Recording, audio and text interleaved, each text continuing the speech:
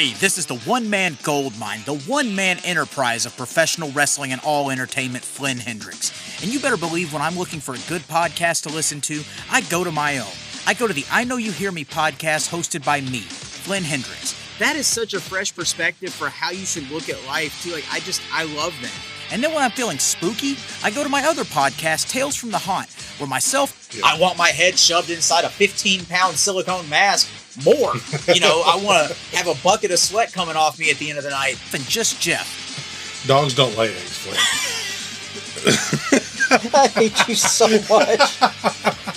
Talk to other scare actors about what it takes to get into the world of scare acting. So if you're curious about how people became professional wrestlers, actors, prioritized their mental health, became entrepreneurs, avoided burnout, or got into scare acting, you need to go check out I Know You Hear Me and Tales from the Haunt, available on all podcasting platforms. And I know you hear me.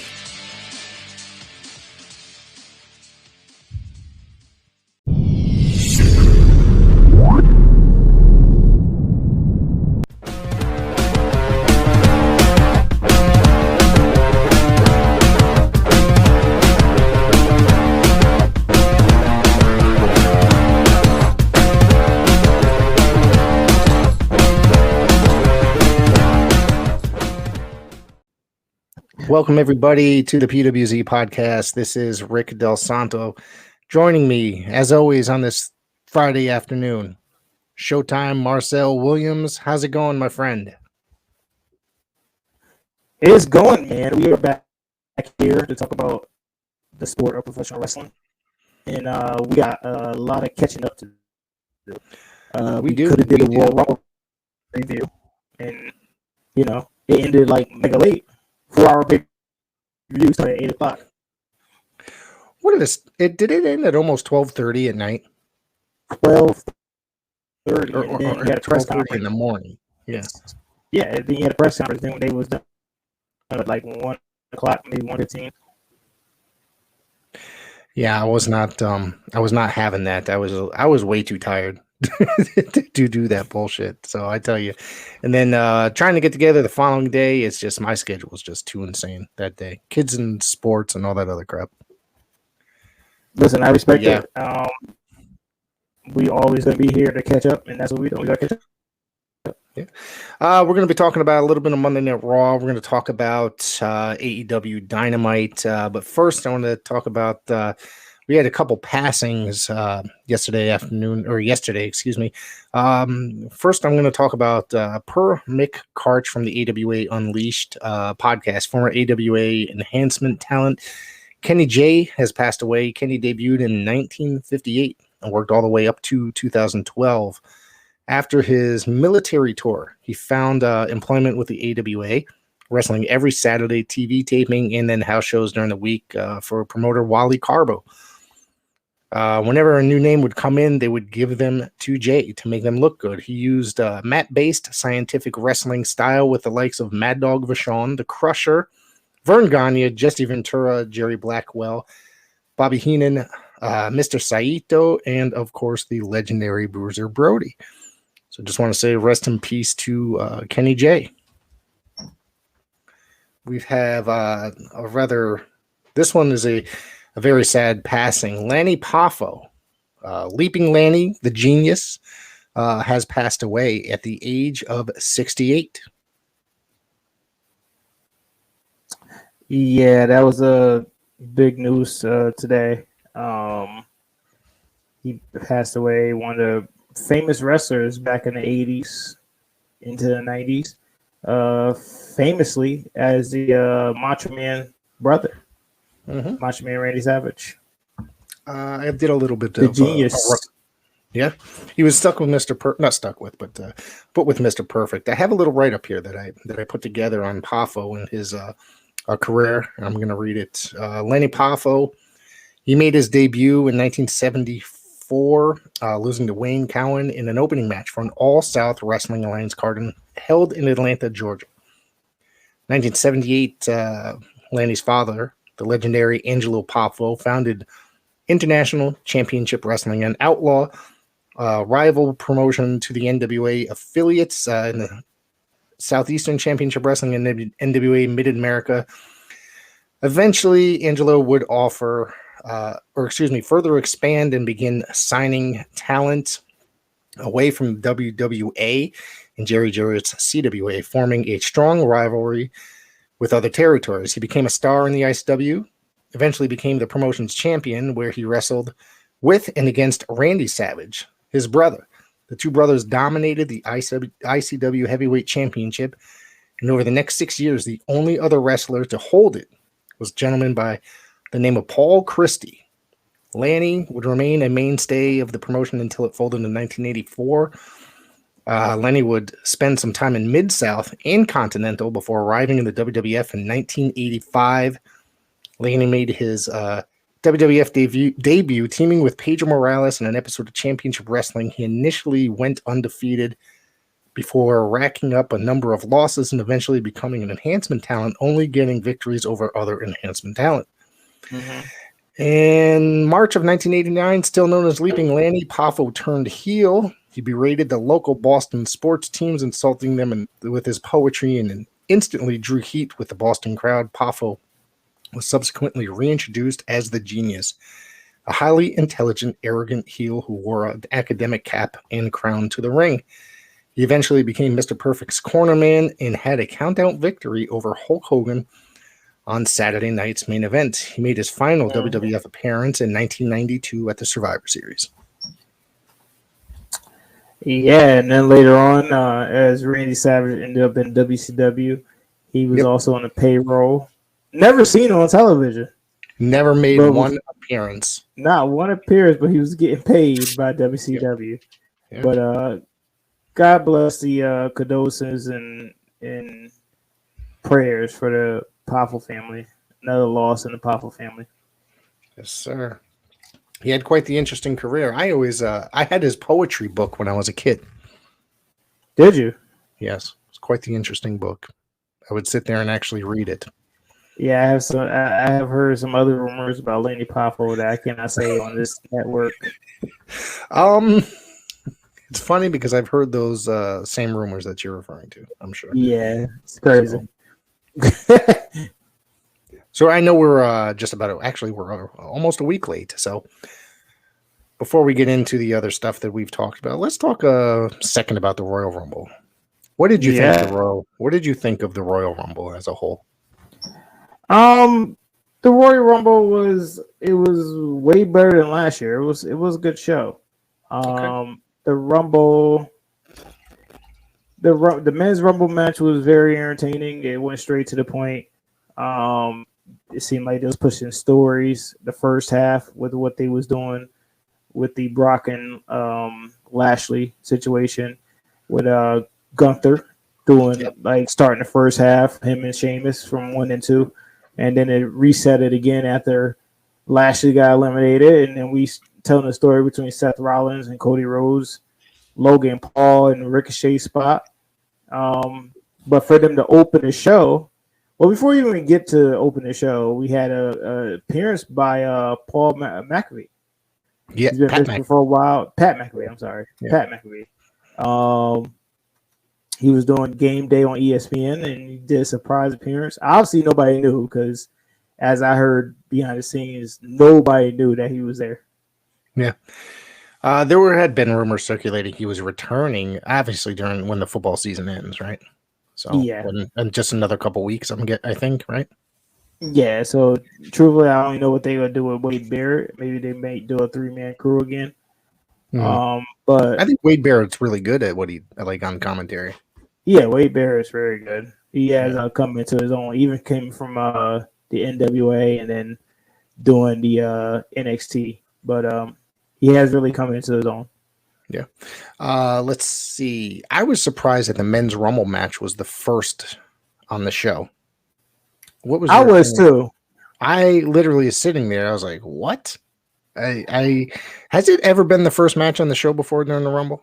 I mean, it's very never, possible. Yeah, never. And you know what? I kind of feel like they did it because we all knew what the result was going to be.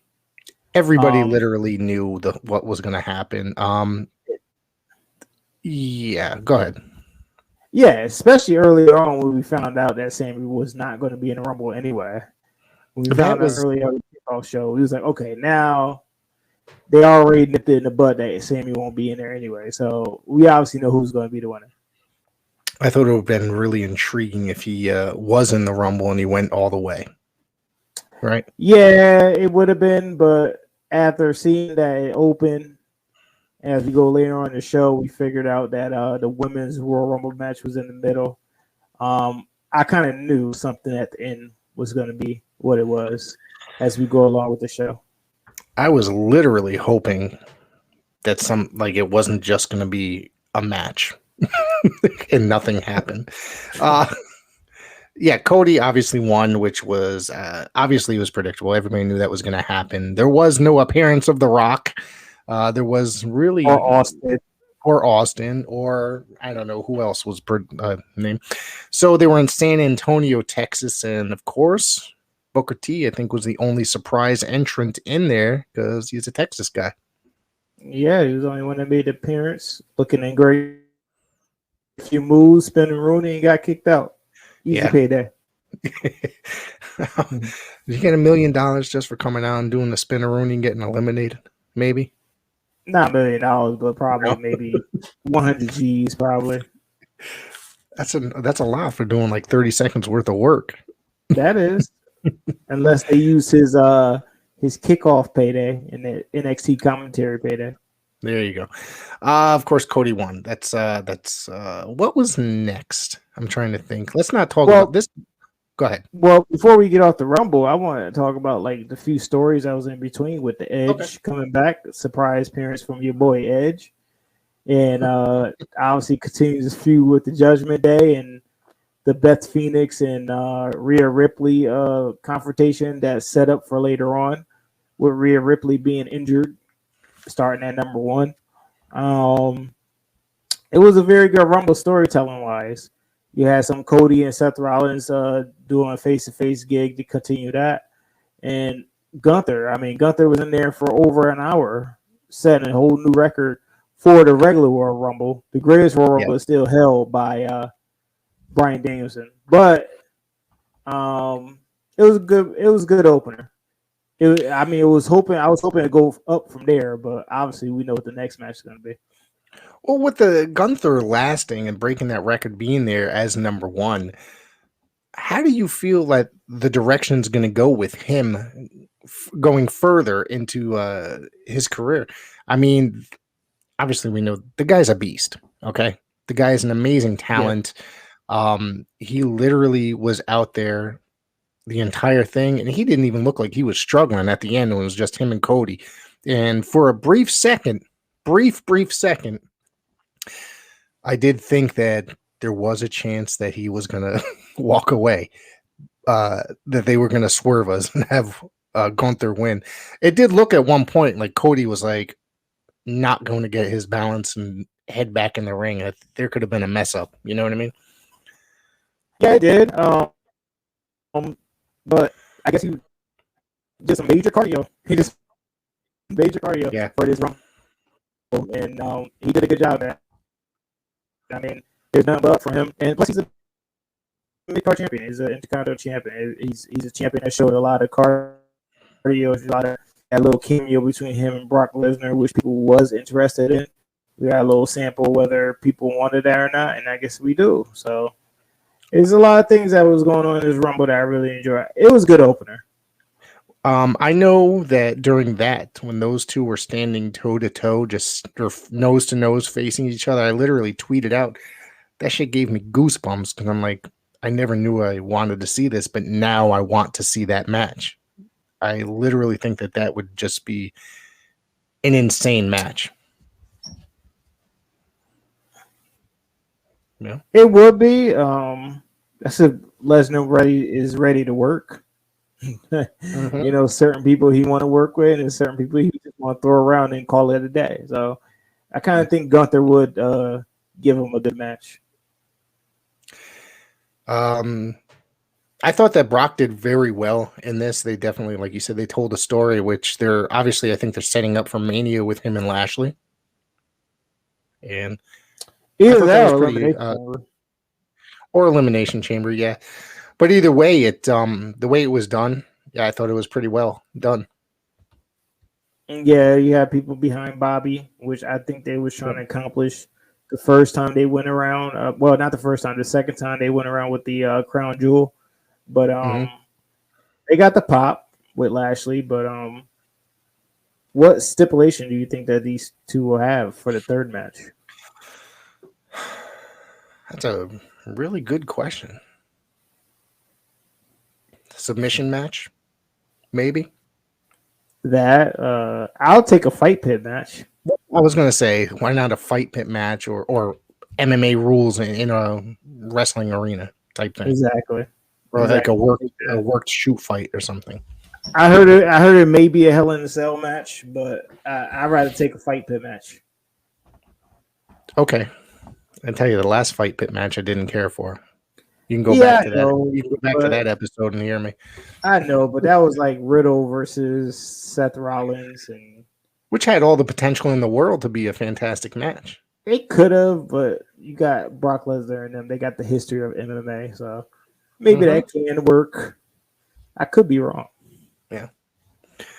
Let's see. What was it? Bianca and oh, bless you. What's the women's match?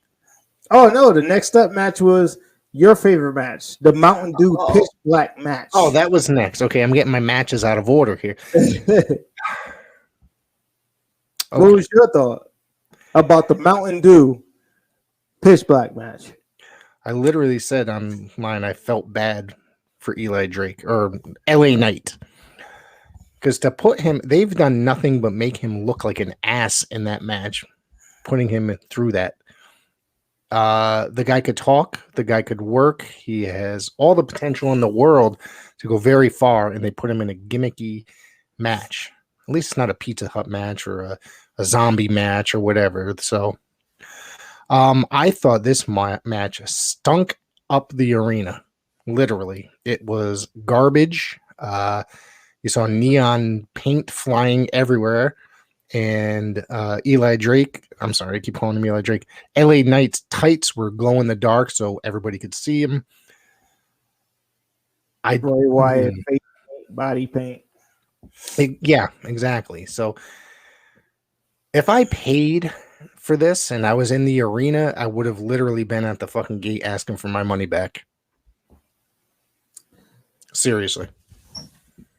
All I have to say is for this Mountain Dew Pitch Black match, because you can't say the Pitch Black match, I call it the Mountain Dew Pitch Black match.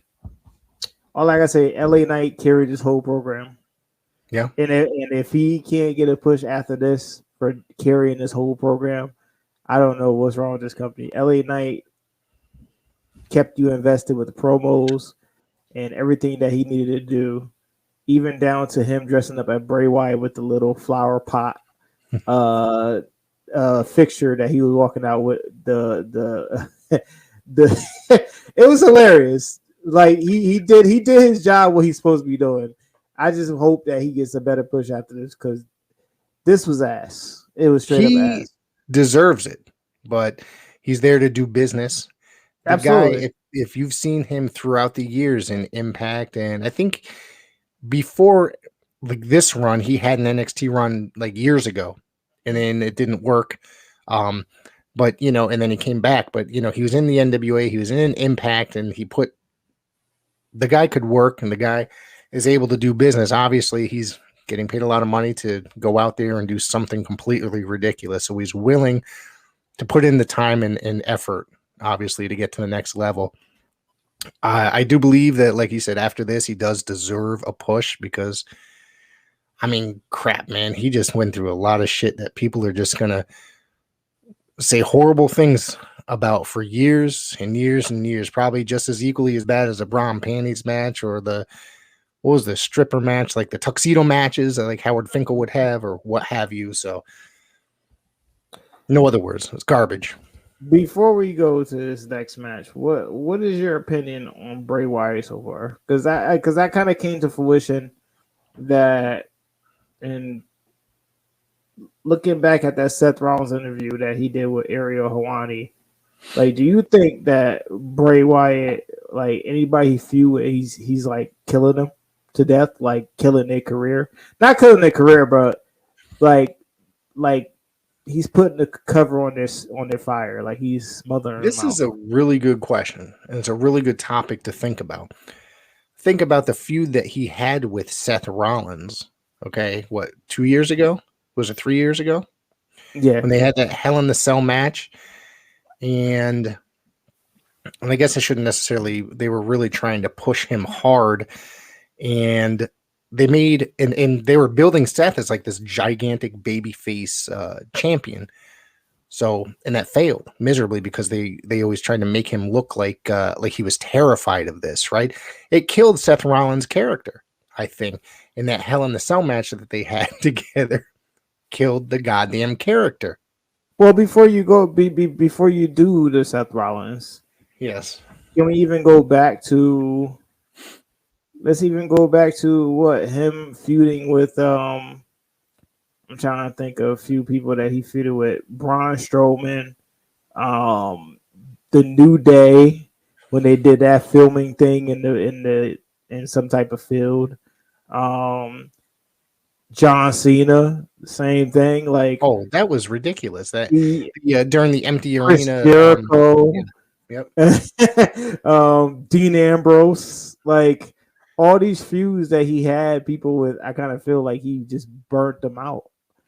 So one of the things that is like, since he's this is going to be so weird to say, but it's like the character that he was years ago with it, like the NXT character of the Bray Wyatt with the hat, like the Hawaiian shirts, like the Robert De Niro from Cape Fear type shirt, like gimmick, or which reminded me of like Waylon Mercy, Danny Spivey's character of Waylon Mercy.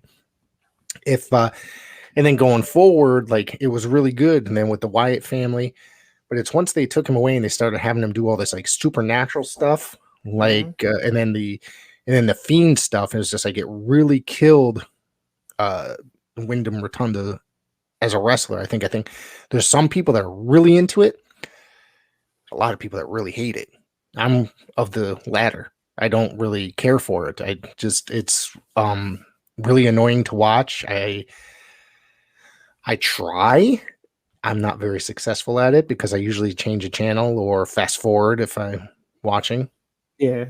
And like I said, like you said, he's put the fire out on a lot of a lot of people. It ruined Seth Rollins as a babyface. They ended up having to, like, they took him off Monday Night Raw the following night, both characters, after that Hell in the Cell. And then a week later, they had no choice but to turn Seth Rollins heel. Okay? Because people were just like, we can't take this guy seriously. He's the babyface champion, world champion, and he's deathly afraid of this guy. Okay? So it did not make him, like, you didn't see Bruno Sammartino or Hulk Hogan being deathly afraid of somebody like that.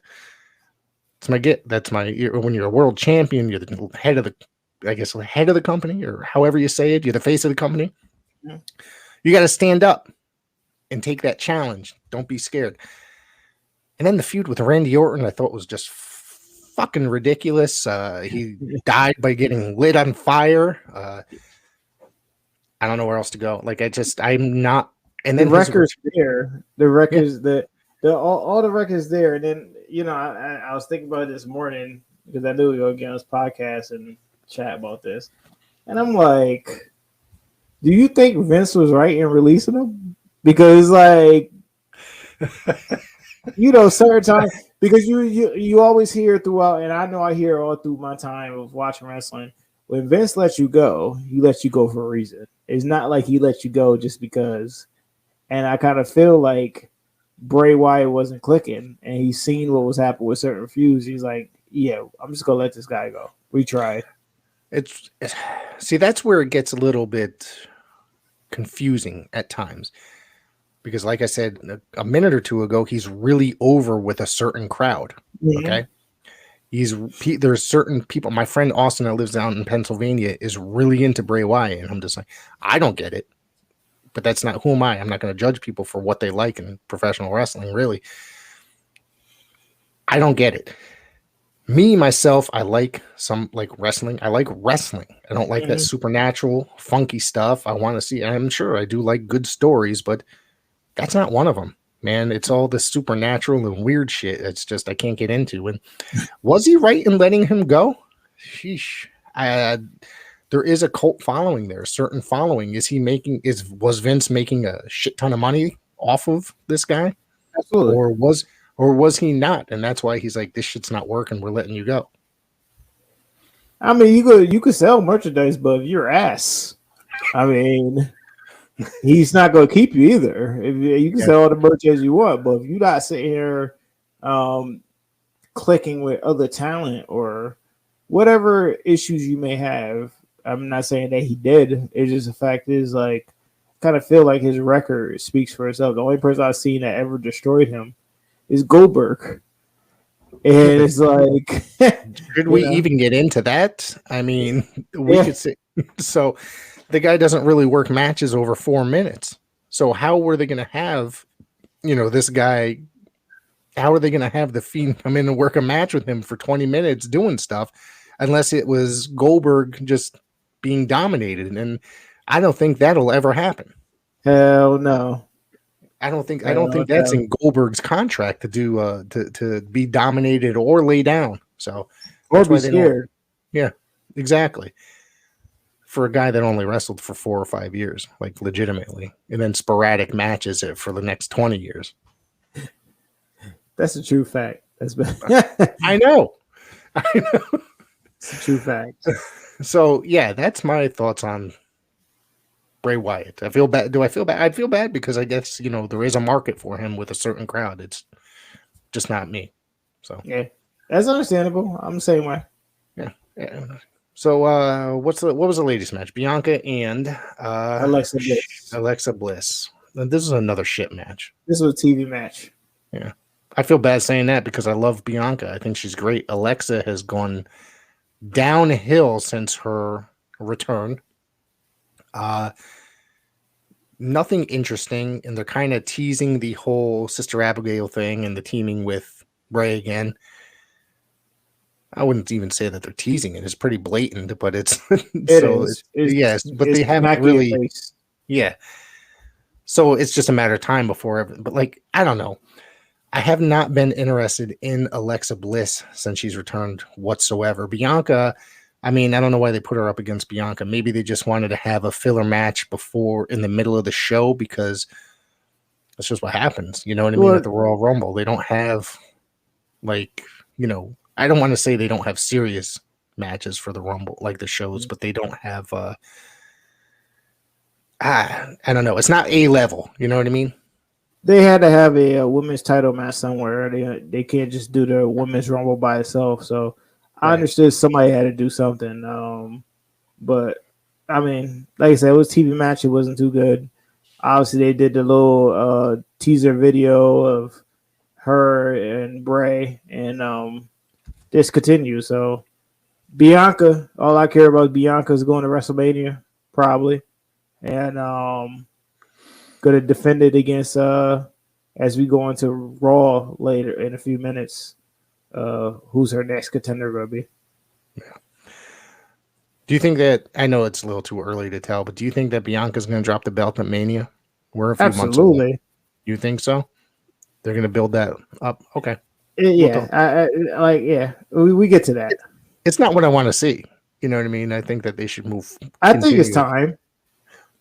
I like her as champion. I think she's very I do too, but... when was the last time they had a women's champion that held the belt that long? Moolah? Exactly. I mean, Moolah held it longer than what she had. She held the belt for 50 years or something? For 50 years, maybe 25. All right, so I'm trying to remember. Was the Women's Rumble next? Yes, it was. Yeah. Rhea Ripley at number 1, Liv Morgan at number 2. Yeah. This was okay. It wasn't all right. It wasn't the greatest thing ever. There was no real hardcore surprises or anything like that. This year they didn't really go hardcore on the surprises. And that's what I like about the Rumble is the random 1 or 2 surprises per Rumble match. You know what I mean? Yeah, it looked like they was trying to target more of the NXT and the in roster of women, and that's fine. I don't mind doing that. If you want to do 2 surprises instead of doing 20 surprises and 10 of them are the regular roster people, then you're not pushing nobody. What did you think of the Nia Jax return? The botched Nia Jax return, I should say. They threw up her logo on the Titantron before they even did the countdown. It was botched for the botcher. Yeah. And she it not only that, the botch from it was a botch of the botcher. She decided to botch Rhea Ripley, so that even made it better. Let's see. Also, Chelsea Green returned, was eliminated in a matter of seconds. And I guess that both of them are back, and Chelsea Green's going to be in doing a Karen type gimmick. Oh, man. I'm looking forward to that one. That one only opens up the door. So is Matt Cardona going to return at some point? He says he'll go back. Hey, I see him doing trademark for Zack Ryder, and woo, you know it. So, well, he's was it next week? Smart business guy. Oh, he definitely is. He definitely is a very smart business guy. He's making money hand over fist. Next week, he is wrestling for the NWA title on pay-per-view. So, against Tyrus. It's going to be a barn burner. I'm lying. So Rhea Ripley is the contender going to WrestleMania for the title. She chose, we'll talk about that when we discuss Monday Night Raw. And then, of course, we hit the main event. It was. Wait. Before you hit the main event, did I miss something? What did you think about the 20 minutes Hardy concert? Holy shit. Okay. All right. I know. You knew I was going to. I do it. All about, yeah. I do it. I was waiting for the rant. Go ahead. Well, apparently a lot of people, I'm not the only one. This shit got terrible reviews, terrible. People are pissed, annoyed, and I'm one of them, quite frankly. This guy sucks, dude. He's ass. This guy fucking is ass. Like, at me, they were talking Showtime Marcel, by the way. Show me right there at the Rick Del Santo at me. This guy, they were talking about he's the greatest, or he's the hot new country rock artist. And I'm like, where's the country? Literally, I'm like, I don't hear no country. I don't hear really. Yeah, dude, this was just some bad shit. Did you ever see the show? Was it 90 Day Fiance? Mm-hmm. All right, my wife watches it. There was a dude on there. This big, like, kind of heavy dude that wore glasses, real nerdy, that would date like older foreign chicks and stuff. Yeah, this dude looked just like him. That's hilarious. Like, seriously, I was just like, I looked at him. I said, "Look at this guy. He's that guy." I can't remember his name, but yeah, she died laughing. But this stuff was freaking terrible, man. This guy, they took down the ring ropes for this shit. Yep, and everything. And yes, they did. I would have been pissed if I had to sit through that garbage. Literally, 20 minutes. Yep. I don't know what else to say about now this the main event. Now the main, Roman Reigns defeated Kevin Owens in what I thought was a very brutal match. The beatdown was insane. I thought the post-match beatdown, the slamming into the metal steps, like just driving his head into the metal steps. There was actually times I was just like, is this like legit? You know what I mean? Like, is it because he's bouncing his head off the freaking steps? I think it told a really perfect story about what's happening down the road with involving the Bloodline. Sami Zayn. We saw Sami Zayn obviously after the beatdown. KO was handcuffed, and Roman wanted Sami, excuse me, to destroy Kevin with the chair, and he didn't want to do it because he thought that he had enough, literally. Mm-hmm. And then he just he hit Roman with the chair, and then was it one of the Jimmy? Wait. Well, go ahead. Before you continue on, when Sammy hit him with the chair, did you hear the eruption in the Alamo Dome? Well, did you? There was a lot. There's a lot of yes. The place went entirely insane. Yes. Entirely insane. So I'm going to ask you a couple questions in about a minute. Yep. So obviously Jimmy Uso attacked Sami. Solo Sikoa attacked him, spiked him, and then Jay Uso would not jump in. He said, "I'm out." He just dumped out of the ring. I guess tonight on SmackDown they're going to be talking about that. Yes, they will. So, or they're going to, they're going to be discussing more. So we'll keep you updated next week as to what happens. So in the post-match, there was the chance of "fuck you, Roman," which I was like, this is probably the greatest thing I've ever seen. Literally. Yep. I was so into it. And the chance for Sami, and the look on Sami's face, the way he's selling it, I guess, the way he is worried for Kevin Owens. I thought that this literally could not have really been done better. You know what I mean? There was a lot of natural reaction there. It really was. The match was brutal. Mm-hmm. As it went along, like you said, he slammed his head on the stairs twice, and then Sammy's telling him to, stay down. Then after that, he speared him, and then, the finish happened, and then they want to continue the aftermatch shenanigans. They handcuffed him. He took 12 super kicks from the Usos. 12. On top of that, Roman was going to hit him with a chair, and then Sami said, this is beneath you. You shouldn't do this. So obviously, in a Roman manner, he sat here and held a chair out and said, I think you should do it. And he told him, you should do it because I love you. I support you. And it's either that or you want to go back doing jackass shit. You like that, right? Yeah, I like that. That was real good. And the drama was there. You kind of knew he was going to hit him. They teased it a little bit, and then he kind of looked at the Usos for a second, looked at Solo, and soon he hit him with that chair. The roof on the Alamo Dome blew off, and I haven't heard a pop like that in years in WWE. This crowd was ready for what was going to go down. What Sami did with Roman, and WWE crowd's been sucking as of late. As we go into Raw in a few minutes, they was ass too. It's just for some reason, these crowds are just off the chain. Like they just sound like they're sitting on their hands. I don't know what it is. They've been doing that shit for years.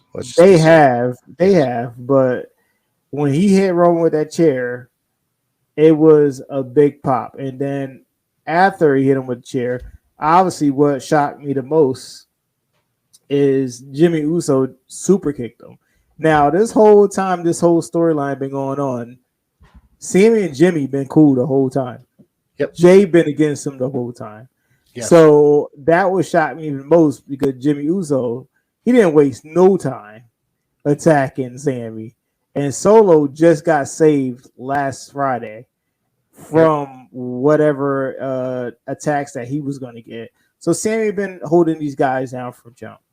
And if you look back at the story that's been going on with the Bloodline, even before Sami even went in and started doing the storyline with them, Roman has never supported the Usos. Never.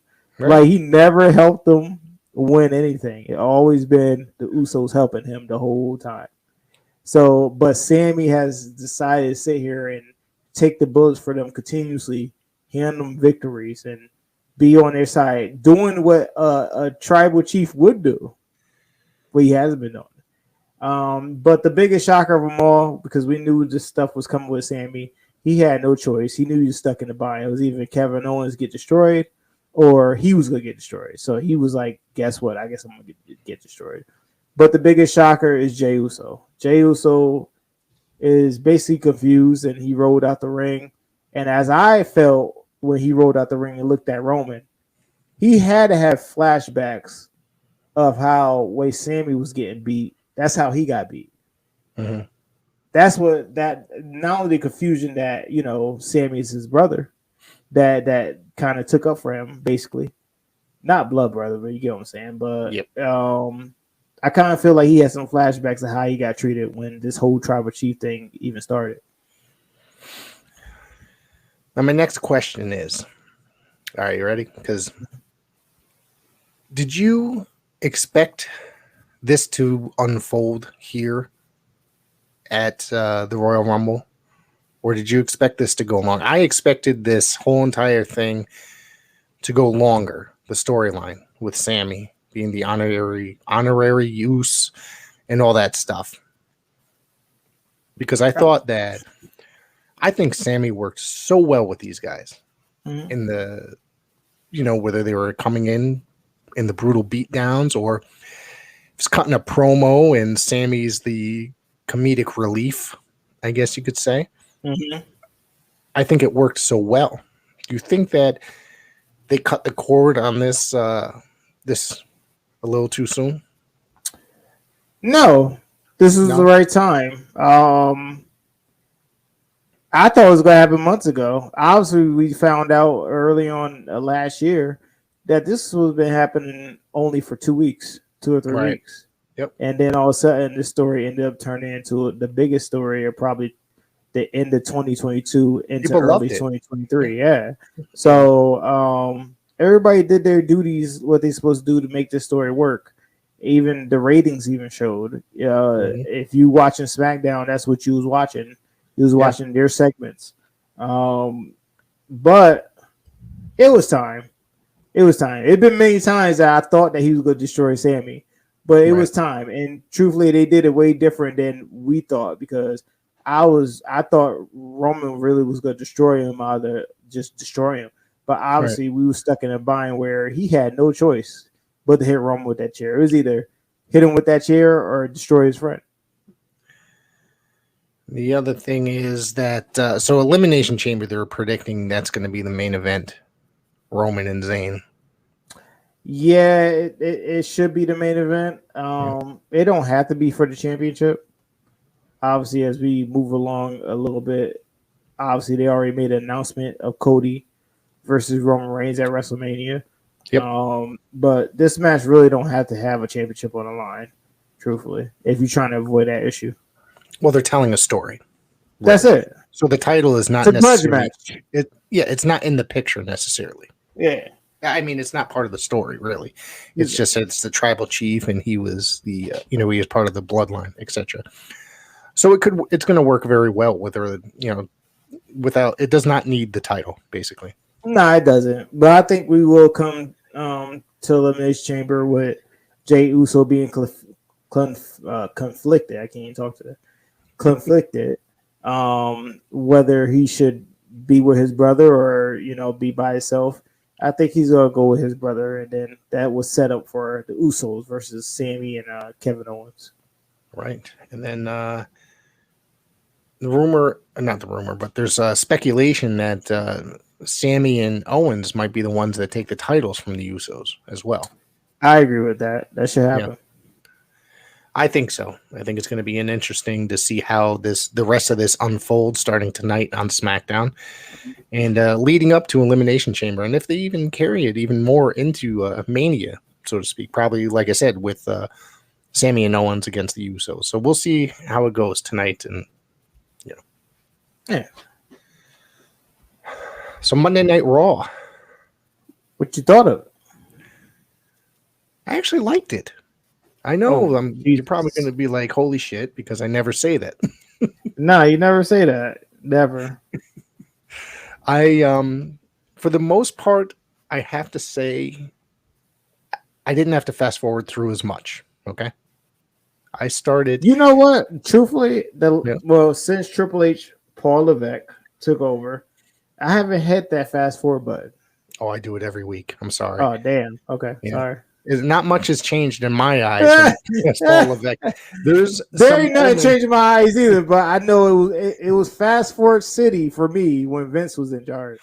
Well, there'd be times I'd get through Raw in 20 minutes, basically. All right. So, but now it's happening little by little that it's less. But this week I fast forwarded less through Raw. It would be a lot of it with me being turned in. It's like, all right, the Bloodline's on. It's really interesting. It's funny. It's brutal. They're tearing the whole arena up. Fast forward through, God, it could be, I don't know, Otis versus somebody. And all right, this match is not interesting. And fast forward and next Bloodline segment or what have you. I'd basically keep up on the good, what I as a fan thought was interesting. This one, I actually have to give it a thumbs in the middle, slightly up. I give it a thumbs in the middle for being the After Rumble show. That made sense. Yes, I'm not going to give it a thumbs up, but slightly past the middle as we move along. Yes. So we opened up with Cody Rhodes promo, basically, his hot shot and talking about winning the Rumble, doing the legacy conversation, and it's mentioned OVW, Cena, all that stuff coming up. Mm-hmm. And that is, you mentioned did I say OVW? I just said that. And he's going to be basically coming for Roman at Mania. True. What'd you think of this? I thought he needed to set up what he needed to set up for WrestleMania and make sure he refreshed people's minds after the Sami incident that he is the number one contender. And he's there to gain a dream that his dad never grabbed, is the WWE Universal Championship. Undisputed. Yes, is undisputed WWE Universal Championship. Is that right? Maybe. I keep forgetting the undisputed. It's confusing. The lady announcer say it way well than both of us. Well, she's getting paid. It sound so dramatic. She's getting paid to. So at the end of the segment, Rhodes' music hit and then was interrupted by Judgment Day with no Rhea Ripley. Ex-Con Don. I know I haven't been on here for a while. The what? Ex-Con Don. Let me tell you this. All right. Hang on one second. But he's about that life. I'm telling you right now, that's probably the other segment in Raw that I'm quite enjoying right now. And it's as it's serious as it's not, it is hilarious, but with I don't know. It's not like stupid humor like you'd have like the guys from Jackass come out. I don't know how to explain it. It's just it's very funny. It's enjoyable because the way that they're not necessarily even trying to make it serious.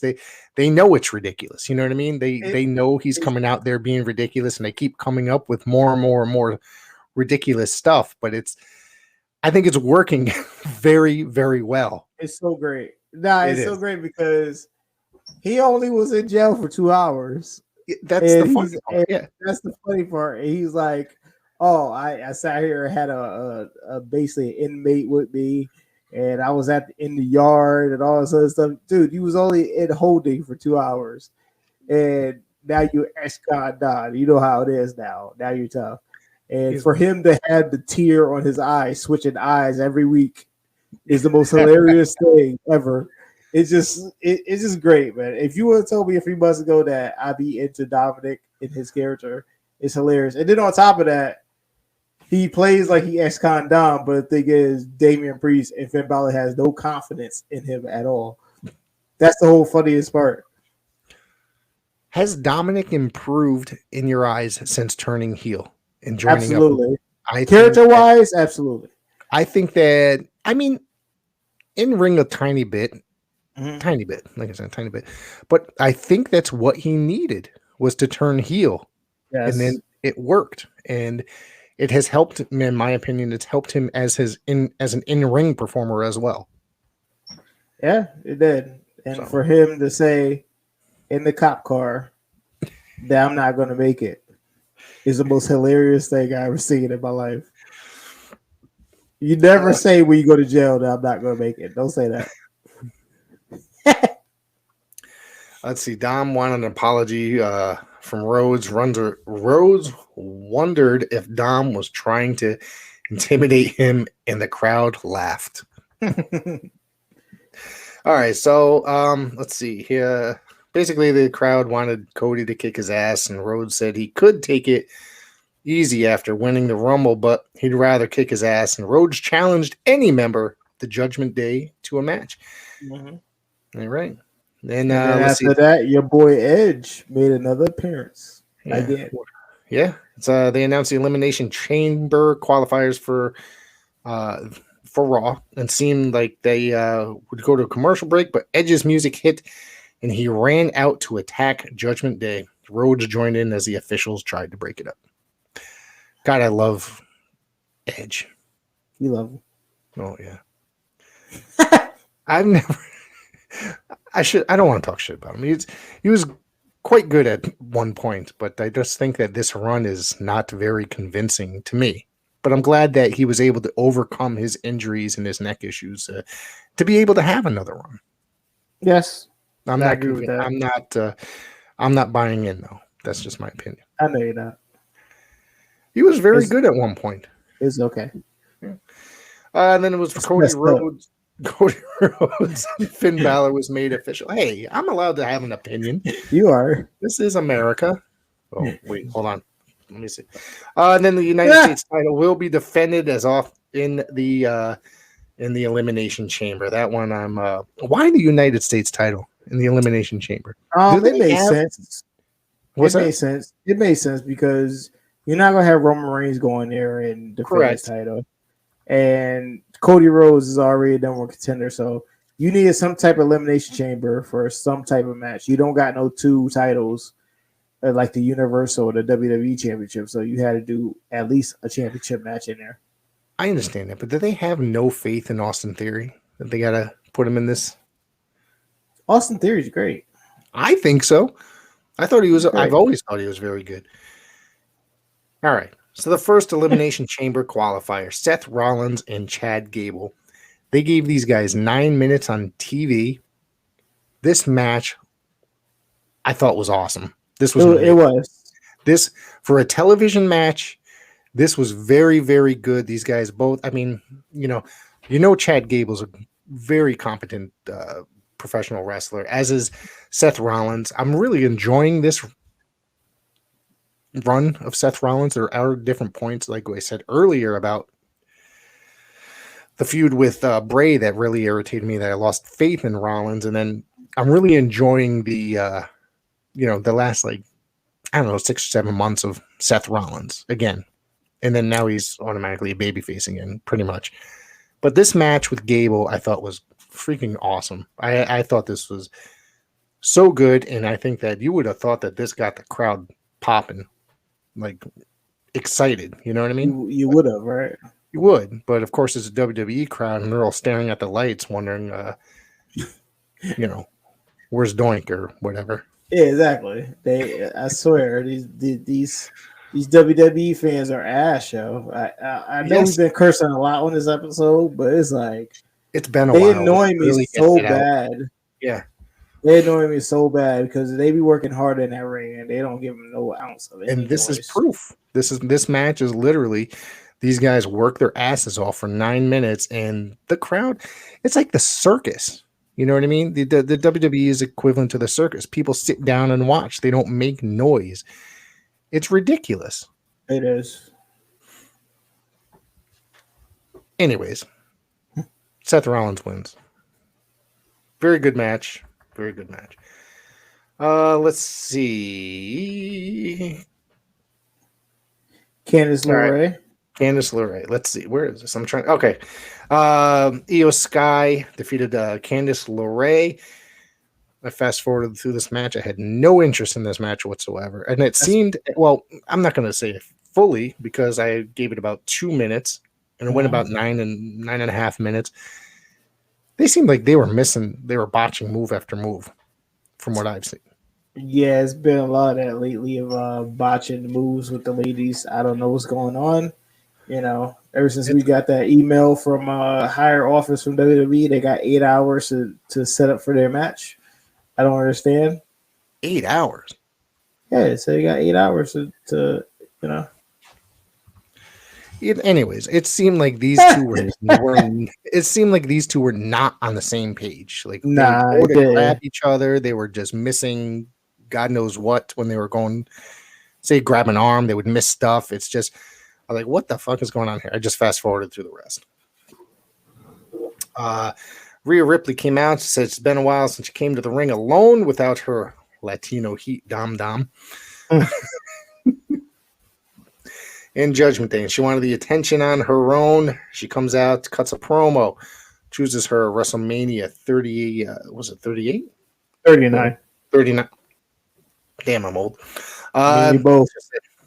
It's been 3 years ago as her and as the NXT champion, and they wrestled in the empty arena for that WrestleMania. Yes, she chooses Charlotte Flair again. So these two, now you think about it, they never really went out there and wrestled in front of a crowd, have they? Or did they do that? Well, I know they haven't. They did it in front of empty chairs.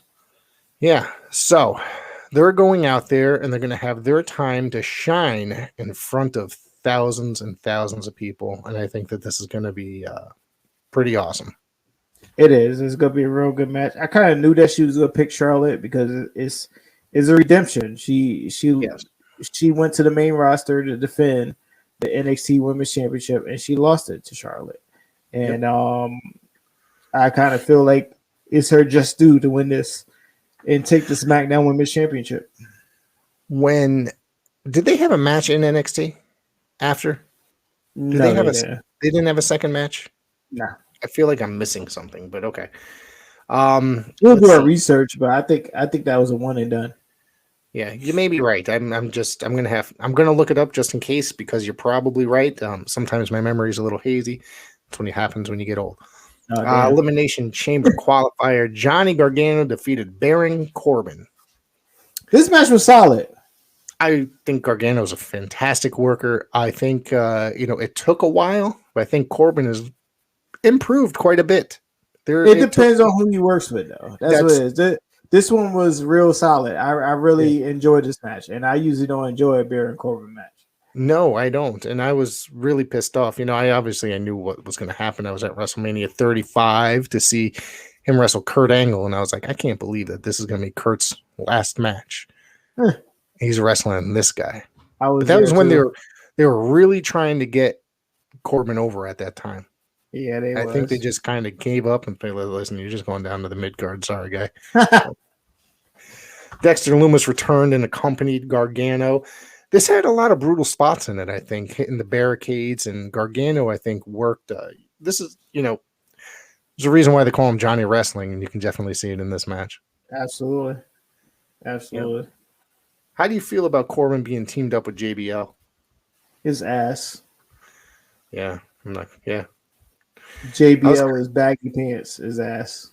Dude, his suits are weird as fuck looking, right? It's the pants. Yeah, all right. They're too. I was like, this guy looks like he's wearing a suit that's like 3 sizes too big. He ain't that big. Of course, Dexter Lumis put an axe through his huge cowboy hat. The crowd went nuts. Yep. Let's see, MVP's Lounge with Austin Theory. Yeah. You thought that segment. It was what it was. Yeah. I like what's his face? MVP. I think he's fun. I don't care for the lounge, MVP's Lounge. It's kind of just there. All right. Me and you both. Yeah. Let's get to the next. Let's see. Miz was in the ring. He complained about being attacked by Kevin Owens last week and complained about his Rumble entry number. Everyone teamed up on him because he was such a threat and got eliminated first as a result. He claimed people at the airport chanted "first man out" at him. So the live crowd did the same. And then Rick Boogs returned after his injury from WrestleMania last year. He comes out playing air guitar. No guitar, just air guitar the whole time. Air guitar, and he looked jacked as crap. He looks like he's been hitting the fucking roids, I guess. He like even hitting something. It looked crazy. Rick Boogs defeated The Miz in just over a minute. It was what it was. It was just a spot filler. Let's see. Oh, this Chad Gable, this segment with the Maxine Dupree and Mason Mansoor. I literally sat there. What the fuck is going on? I ended up eventually. We go pass. Yeah, pass. Let's see. There's the Becky Lynch and Bailey segment. Obviously, Bailey's talking shit. Becky comes out. She basically comes out with Dakota Kai and her leg wrapped in a chair, and threatens Bailey that she wants her in a match. And she accepts because she's about to destroy her friend. Yeah, it was a lot of shots thrown in this promo. Some truth. Yep. To be told, I'll talk about behind the screen, but yeah, set up for the cage match that was postponed for Raw 30. We had another qualifier with Bronson Reed and Dolph Ziggler. Bronson Reed is making it to the Elimination Chamber. Yes, he is. It's gonna be great. You got Johnny Gargano, got Bronson Reed, and Seth Rollins in it. You got 2019 NXT in there. Yeah. All right. Let's see. Let me go through my notes here. Main event: Finn Balor versus Cody Rhodes. Yeah. Could you really go wrong with either of these? Both former Bullet Club members, though. Yeah. So, I've been picking up on that a lot lately. Just watching Monday Night Raw. I'm like, hey, this is a good match. It went about 15 minutes. It can never go wrong with Finn Balor. I think he's a tremendous professional wrestler, and Cody's very, very good as well. Yeah, both these two, first time ever. That's what I like about Raw right now is matches that is really different. That's not the same matches every week, and this was one of them. It was a real good main event for a 3-hour Raw. 3 hours. 3 hours. Yeah. So that's Monday Night Raw, everybody. All right, let's get into some AEW Dynamite. Yeah. A lot of people. That was an exciting. Yeah, that was like, okay, we got some time left. We got some time. We got some time left. A lot of people really loved this. Said that this was one of the best shows that they've seen in a while from AEW. I watched it. This morning. I enjoyed it. Mm-hmm. There's some really good matches. I'm going to tell you what one of my favorites was on here when we get there. But we opened up immediately with Jon Moxley and Adam Page. What the fuck is wrong with the camera, man? Why? What is that? He caught Moxley on camera blading himself. Sitting right there on the ground. Is this a joke? Like, is Moxley... It's not that... Is this just that he's doing it on purpose? Kind of a thing? He has to be, and truthfully, he didn't have to blade. No, he didn't. He does not need to blade.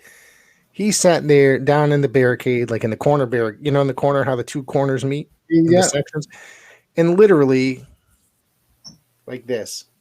And I'm like, it has to just be like, all right, I need to blade because this, and I don't care if people see me or what have you. I've seen pictures, literally pictures. Why would the cameraman just go over there and film it? I would have fired the cameraman because, dude, what the fuck you doing? Exactly. I know kayfabe is dead and all, but come on. I can't. Anyways, it was a pretty decent matchup. It was good. It was a good opener. It was a typical match for Moxley and Page. Okay, I think at least. What you thought of the finish? It was all right. It was all right. It was all right. Do you think Jon Moxley should have went over, or he should have kept the momentum going? Why does Moxley always got to go over? That's my question. That's the thing. Like, he could have lost 2 times in a row. What is he, Hogan? I guess so, unless somebody got a hard on for him. Tony Khan does. That's crazy. I'm not lying. But it wasn't a bad match, man. I actually had fun watching this. It was a good opener. Let's see. Yeah, I'm not going to read that part. Hang on. Let's get down to. Oh, I lost my cursor on my notes. Here we go. So we had Renee Paquette interviewing Jamie Hayter, the Bunny, the Butcher, and the Blade. Bunny graduated Hayter on beating Sakura. Wait, hold on. I'm beating Sakura next week and challenge the champ to a title eliminator match next week. I'm sorry, I can't even read my own words. Yeah. They quickly threw it to the screen above where Saraya and Tony Storm were beating down Britt Baker as Hayter ran away to make the save. So now they're building up Britt as the babyface. Yeah, they're trying to do a kind of like an outsiders angle between Saraya and Tony Storm. So I guess we gotta figure out who Ruby Soho, what side she's gonna be on. I don't know. Who do you think? I think she may be used as a decoy, and then we probably get the real third lady. Who's the real third lady? Sasha Banks? No, I'm joking. Don't everybody but listen to me. You don't at me. It was a joke. I'm making fun of everybody that thought she was going to show up 2 weeks ago. I knew she wasn't going to show up when I was like, yo, if they said Tony Storm the week before, that means it's Tony Storm. They just set themselves up for disaster. But the fans did that to themselves. I know we didn't talk about it. And it's happened how much as of late, right? Yeah, they did that to themselves because nobody ever teased that anybody was coming in special. Even towards the fact the match was announced a few weeks before, and everybody just thought something. Like, people need to stop doing that. Well, it's the internet, so. It is the internet. Let's see. What the hell is the name of the Acclaimed. Sorry. Came out. What'd you think of Caster's rap calling them the bootleg Jesus Christ. Beverly Brothers. That was hilarious. I laughed for that. That was hilarious. They did look like them too. That's funny. They did. This is a fun segment, I thought. It wasn't overly ridiculous, but you know. No, it wasn't, but I kind of feel like Daddy Ass is gonna turn on that claim. It has to happen, right? It has to. Those are his sons. It was playing the whole time. Yeah. See Alex Marvez backstage with Jungle Boy, Jack Perry, and ask what is next for Jungle Hook. As Perry said, he's done with the tag team thing, or he's done the tag team thing before, and it didn't work out. This year, he will be champion again, a singles champion. So, is he going to go after the TNT title? I can see that happening. Or maybe even the FTW title? Or the All Atlantic. Oh, God. Your favorite? Oh, yeah, my favorite. Let's see. Takeshita defeated ROH co-holder of the six-man tag titles, Brian Cage. Why do they keep jobbing Brian Cage out? You think in real life, a juiced-up guy like fucking... I just call him juiced up. I'm sorry, guys. I'm sorry, Brian. I'm sorry. Do you think a guy of his size would be able to lose to Takeshita? Make it happen. Takeshita got a good size on him. He does, but I think that I'd be literally probably scared if I saw Brian Cage in an alley. I would be too. Yeah. And I just think that why every week they're jobbing him out. I think he is a really great wrestler, or he has a lot of potential to be a really great wrestler. He's good, but I think that he'd be able to make his look, the way he performs, he can actually be a pretty big star for AEW. Isn't his contract coming up soon? It's got to be, right? It's got to be. That's what I heard. I heard that's the rumor. Do you think he'll go back to? Didn't he spend time in NXT before? Not that I know of. He probably did years ago. One of the developmentals years and years ago. So it might have been prior to NXT. And I think it might have just been a developmental contract. Maybe he didn't actually make it. So, match of the night right here. Bryan Danielson and Timothy Thatcher. This is a great match. This match was good. I enjoyed it. Awesome. Thatcher is a phenomenal wrestler. Danielson's a phenomenal wrestler. These guys just just put on a great wrestling match. Good catch can. Yes. I think that they put this match on a pay-per-view. Give them a 1 hour time limit. Seriously. Well, it's too late now. They already had their match. Put them back on. I thought it was great, man. I really did. I sat there just in my glory watching this. Seriously. And I think Timothy Thatcher, you think he's going to come in and get signed here? No, I don't think so. I wouldn't recommend it. No? He'd probably get lost in the shuffle. He'd probably get lost in the shuffle, yeah, you're right. Okay. What about the Swerve Strickland vignette? I enjoyed it. I like Swerve Strickland. I do he's too. Good. He's good. I'm not going to talk about the next one, with the Roosh and the all that crap. Unless you want. Yeah, let's skip that. Jade Cargill defeated Red Velvet. That fast forwarded through this. Let's be honest. This match was kind of solid. It made the cut. Some people are saying that they think that Jade has improved. I haven't really been paying much attention. She has 40%. 40%. 40%. Okay. 40%. So she still has a little ways to go. Yes, she does. Samoa Joe became the ROH TV champion yet again by defeating Darby Allin in a no-holds-barred match. This match was all over the place. It was just Darby ripped up part of the canvas, and I think Darby put on some of his best work here. Could have gotten killed on numerous occasions during this match. He could have, and this match was brutal. Samoa Joe know how to destroy somebody, and this was one of them. And but he's once again the TNT champion, the king of television. The king of television. There you go. And that was AEW Dynamite. With the return of Wardlow. We forgot. That's right. The return of Wardlow. That's right. He came down, and so I guess we're going to see Wardlow and Joe at the next pay-per-view. It seems like. Hopefully, we far away, aren't we? I mean, they're still building up the Danielson and MJF one, so it's got to be the only thing they've been building, so for weeks and weeks and weeks. So, I wonder how that's going to go. I'm kind of getting tired of seeing the MJF thing in a way of him just coming out and because he's doing the same thing over and over, basically berating Danielson each and every week. You know what I mean? What do you think of his run so far? He hasn't wrestled. He's come out and talked shit. He has not. Has he defended the belt once? Nope. Yeah. So just Ricky Starks. That was it. Oh, that's right. That's right. Ricky Starks. Did you see? Yeah. So he hasn't done much, but I have a feeling like. Yeah, he's. I think it's going to be good.